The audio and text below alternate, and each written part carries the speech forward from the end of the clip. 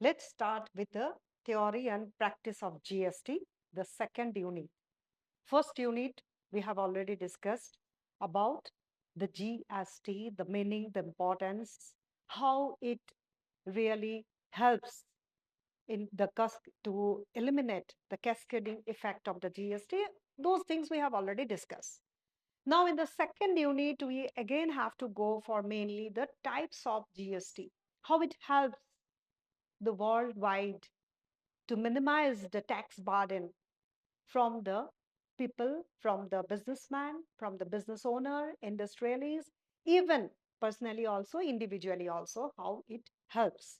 So what are the different types of GST? Mostly we have to discuss about that and all about the intraday as well as the intra business as well as interbusiness, both how it helps, how it affects. Those things we have to study under the unit 2. Let us see what are the things are there, what are the things we have to include in unit 2. One by one, let us discuss. So this is all about unit 2, getting started with GST. So it includes mostly the first of all, what is GST, how it helps to remove the cascading effects, what are the different types of GST. Now, what is GST? It is nothing but it is an unified indirect tax system. We have already discussed about the direct tax system and the indirect tax system in the earlier chapter. So let me just tell you about the direct tax system as well as the indirect tax system. So in the direct tax system, what happened? Mostly the tax has to be deducted from our direct income. Whatever the income is there for an individual, for an institutions, for an organizations, from their total income, from their total collection, from their total revenue, a part of the tax has been deducted. It always depends on the total amount of income received by an individual or in a business. So on that total income, directly an amount will be deducted according to their income slot. So there are certain slots. So according to that, the direct income has to be calculated and deducted. But in case of the indirect tax, it is not, mostly it is not known to the person how much amount has been deducted if you do not check it. Mostly what happened in the indirect tax, in case of the indirect tax, people are not aware of how much amount of money they are paying as a tax. Because in each and every commodity, whatever a consumer consumed, whatever a person consumed, in each and every commodity, we need to pay a tax. Even for a very small commodity, but even for a needle also, which costs maybe rupees 1 rupee, maybe some point of time, it may be 50 paisa also, but we have to pay a tax on it. We are not aware of all that. But for each and every commodity which we deal, in case of the business also, in case of the personal life also, we have to pay a certain amount of tax.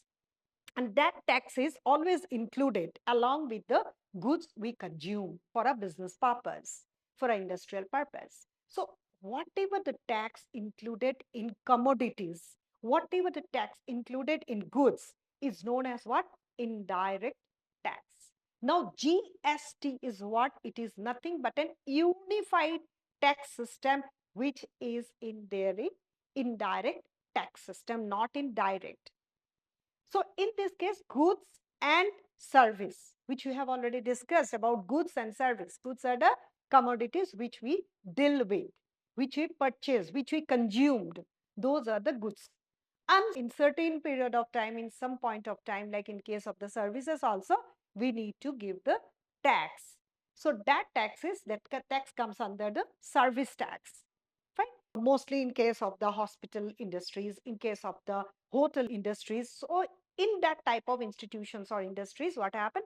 We have to pay a tax which is known as the service taxes, because the services are provided by the people in those kind of organizations. So in that type of establishments, the amount which we pay for the services provided by them is what? Service tax. So if you really notice the bill which has been provided by all these organizations, you come to know at the end of the total figure, always there is a service tax.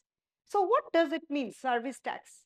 That means whatever the services they have provided for us, for that we are paying a certain amount of tax. So that is known as what? Service tax. So in case of GST, it is a unified. Why it is known as the unified?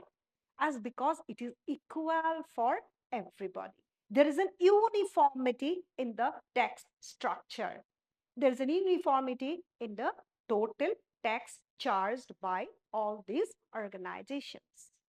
We cannot fix up that tax law. It is always decided by the government. Some taxes are there which the state government decides. Some are there which the central government decides. Few are there which has been decided by the union territories. And some taxes are there which is internationally accepted. So different slots of taxes are there, but one most important thing is what? It is unified. Uniformity. What is unified and uniformity? That means it is equal for everybody. I just want to give you an example. In a particular place, there are hundreds of hotel business are there, hundreds of hotels are there. So for each and every hotel, whatever the service tax they will charge, it cannot be different. It is always be same. Equal rate they have to charge. They cannot individually charge. One hotel is charging 5%, another is charging 10%, another is charging 18%, 15%. No, it's not like that.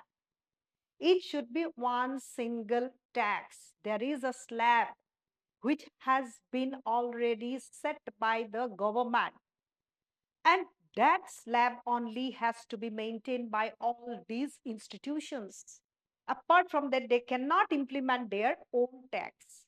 So that is why the system of GST really helps each and every state for the economic development, as well as the cascading effect of taxation from the earlier tax slabs.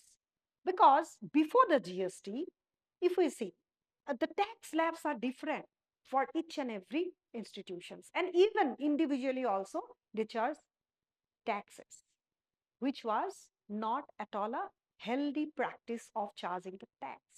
But now, after the introduction of GST, every organization is liable and they are bound to follow only one tax concept. And that concept is known as unified tax concept, unified indirect tax system. That is why GST is unified. Uniformity is there. Now, it replaced the multiple cascading taxes levied by the central and the state government. So, what is replaced multiple cascading? What is cascading? Cascading is more than one time taxation system. So, in case in earlier time, like before GST, there was a cascading effect in the tax. Why? As because if state government charge a tax for certain commodity, again the central government charge for tax for that same commodity once again. Maybe if it goes to some other person, again they will charge the tax for that commodity. That means from the manufacturer till the retailer or till the customer, we have to pay the tax in each and every stages. The wholesaler has to pay the tax separately. The manufacturer has to pay the tax separately. Again, from the wholesaler to the retailer, again there is a tax. From the retailer to the customer, again there is a tax. That means 4-5 times more than the original value, we have to pay the tax only. And that multiple tax system is known as cascading system.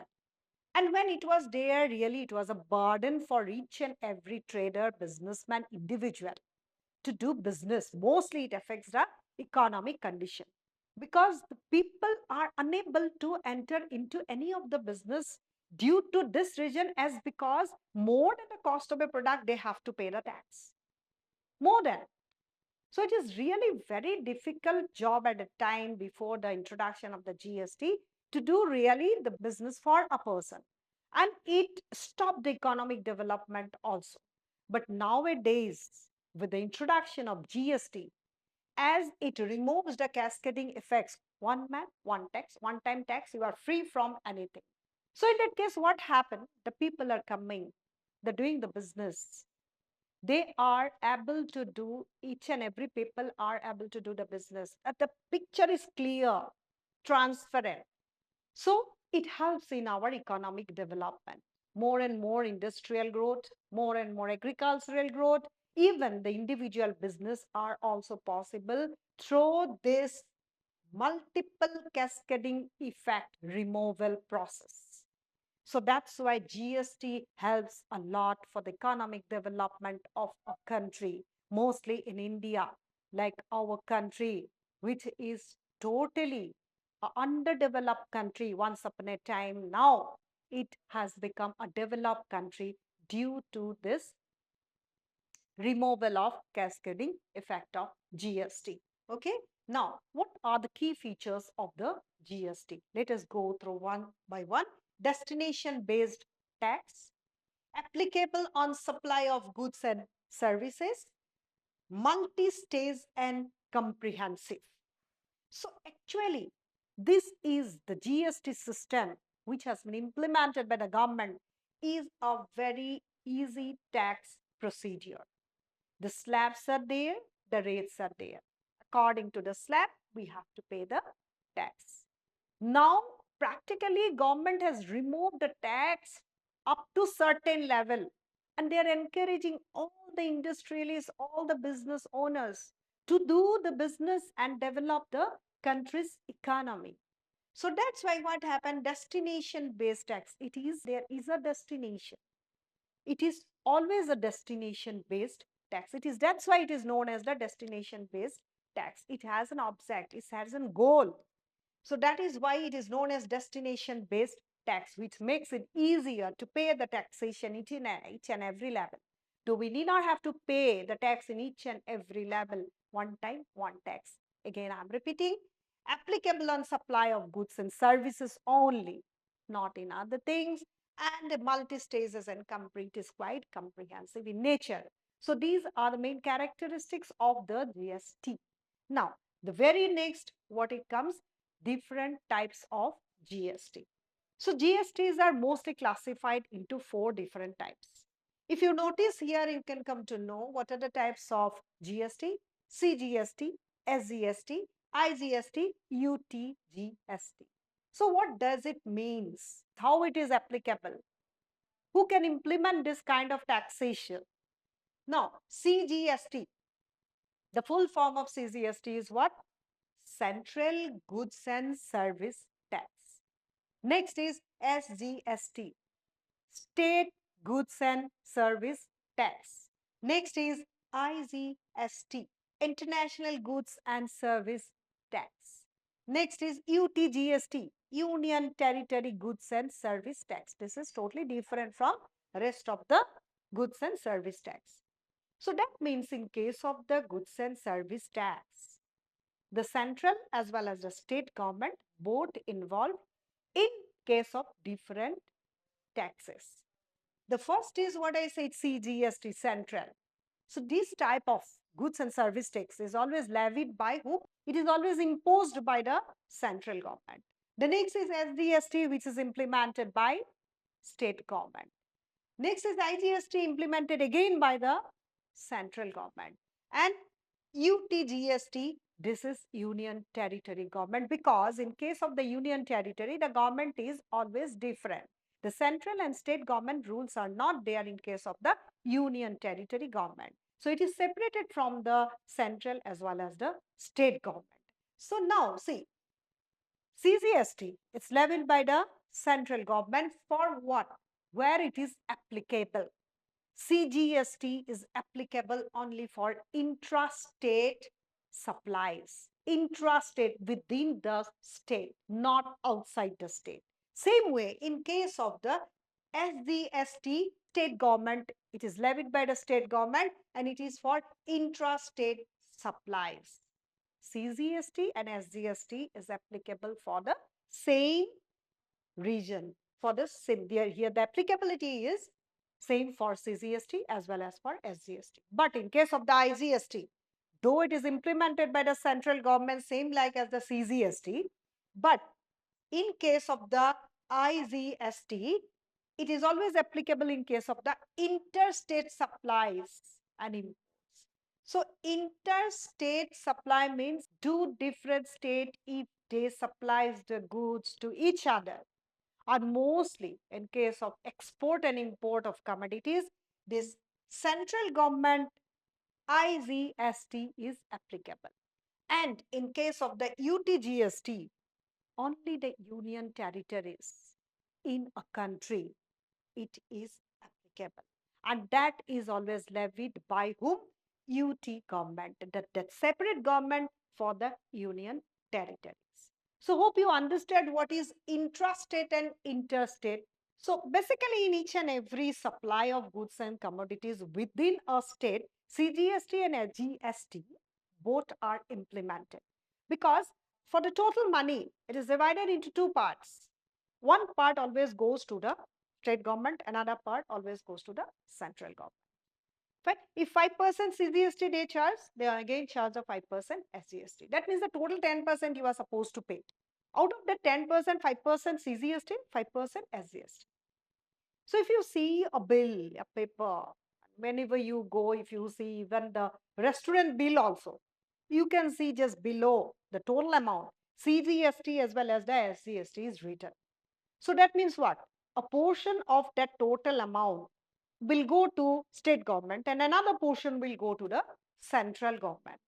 So whatever the CGST is written, that will go to the central government, SGST is written, that will go to the state government. So these two amounts are always similar. And it happens only in case of the intrastate, anywhere, any supply of goods and services within the state. But from one state to another state, if you want to transport your goods, if you want to supply your goods, or if you want to carry goods from outside states, then two different states are there. One is here, one is there. Maybe 3-4 states are also there. So it is not within the state, it is outside the state. And from one state to another state, if you want to supply certain goods and certain commodities for a business purpose, and individually also you have to pay a certain amount of tax, which will directly go to the central government. The state government will not get anything for the supply of goods to outside states. Only the central government can levy that type of tax. So in that case, CGST, SGST both will not come. Next is union territories. As I told you, that is totally different. That is only levied by the union territories government. And it is implemented according to their rules and regulations, their slabs, whatever fixed by them. Okay. Now, let us see, this is all about the types of GST. Let us see the GST structure. Types we have already discussed. Now, what is the structure of the GST? The structure, if you go through the structure, GST is applicable at every point of sale. Next, input tax credit ITC, which is known as the mechanism, ensures no tax on tax. Very, very, very, very important point. No tax on tax, which is already given, there is no tax. If tax is not given, you have to pay. Once you pay the tax in one point, you need not have to pay once again the tax. Next, split into three components for intra and interstate. CGST plus SGST within a state, IGST between two states. So it is three different taxes: CGST, IGST, SGST, and IGST. So what we got here is GST structure. GST is what? It is applicable in every point of sale. Where there is a sale, there is a GST. No sale, no GST. But if you already paid the GST, you need not have to pay the GST once again. In one point of time, you have already paid the GST. Suppose at the time of purchasing, you are paying the GST. At the time of purchasing certain commodities for your business, you have already paid the GST. So in that case, at the time of IT return, you need not have to pay tax once again. Mostly what happened? During the IT return, income tax return, IT return, income tax return is there for each and every businessman, each and every individuals. So we have to pay a tax on based on the income, based on the sales also. But what happened in case of a businessman, once he paid the tax at the time of purchasing a commodity or supplying a commodity, once he paid the tax, he need not have to pay the tax once again at the time of filing the return. So that is really a encourageable thing for a businessman, so that he can encourage by that. He need not have to pay the tax repeatedly again and again for the same thing. So that is why it says that no tax on tax. Tax is there already. You need not have to pay any tax. And again, it is split into three parts: CGST, SGST, IGST. CGST and SGST always comes together within the state. In each and every commodities you have sold out or purchased, you have to pay CGST as well as SGST at an equal rate, mostly in all the commodities, whereas IGST just between two states. If you want to do any deal between two states, then only you have to pay the IGST.